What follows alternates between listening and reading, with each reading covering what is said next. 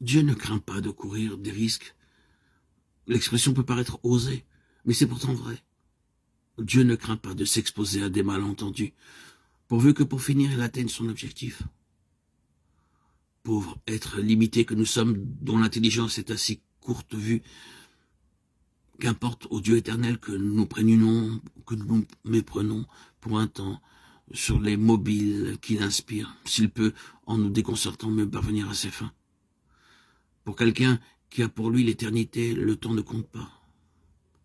Il a un objectif en vue, et pour l'atteindre, il dispose d'un avenir illimité. Il peut bien s'accorder de laisser sans réponse, dans notre petit entendement humain, les questions que soulève sa manière de faire.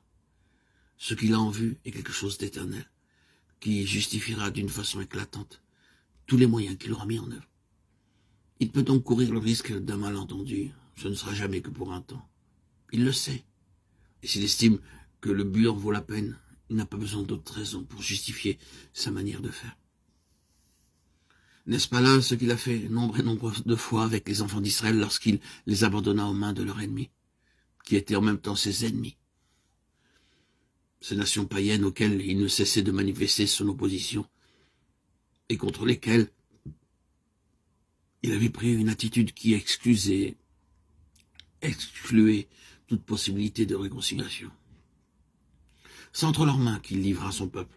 Et pendant des années, les enfants d'Israël vécurent sous la tyrannie des ennemis jurés du Dieu d'Israël. En nous plaçant à un certain point de vue, nous pouvons évidemment voir là une contradiction. Les ennemis de Dieu, tous ceux qui le haïssaient et savouraient ce spectacle, ne se faisaient pas faute de le remarquer. Vous voyez bien, Dieu ne pouvait pas venir à bout de ces gens. Aussi s'en est-il débarrassé. Mais oui, il n'a pas pu en tirer ce qu'il voulait, alors naturellement, il les a abandonnés. C'est précisément cet argument-là que Moïse fit valoir devant Dieu, dans une heure d'intercession inoubliable. Eh bien oui, Dieu accepte de courir ces risques-là, il laisse les païens rire, se moquer de lui, le railler en face, devant le spectacle qu'il semble leur donner. Tranquillement, il laisse croire à sa faillite. Il laisse dire qu'on ne peut pas se fier à lui.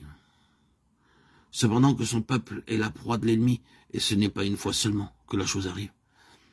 Jérusalem est foulée aux pieds, les passants s'en vont, disant « Ces gens-là ont mis leur confiance en Dieu. » Vous voyez donc le résultat. Ce que nous avons donc là, c'est Dieu s'exposant délibérément à l'opprobre par la manière dont il se comporte avec les siens, estimant que le but en vaut la peine et que ce n'est pas là payer trop cher le résultat qu'il cherche. Qui prétendra sonder les voies de Dieu? C'est toujours une erreur que de les apprécier suivant nos critères humains.